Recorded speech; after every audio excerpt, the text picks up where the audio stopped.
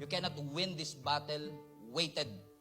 Sa Tagalog, hindi ka mananalo kung lagi kang kargado. So check your bag. Tignan mo, ano laman ng bag mo. Parang yung pagkain, di ba? Ang masarap na pagkain, resulta ng masasarap na ingredients. Tamang combination. Amen? So check your bags. Ano-ano ang meron sa bag mo ngayon? Nung tinignan mo yung bag mo, ito yung, naalala ko to, nung binanggit to, nasaktan ako dito eh. Kasi kaya mo na, pinatawad ko naman na siya. Oo, naalala ko to, last year, nung eleksyon, in-unfriend ako nito. Pero okay na yun, napatawad ko na siya. The best thing to do is this. Naalala ko to, in-unfriend ako nito nung eleksyon kasi hindi kami pareho ng binoto, pero I will let it go. I will forgive. Ang sabi ng scripture, Ephesians 4, get rid of bitterness. Get rid of anger. Get rid. Everybody say, get rid.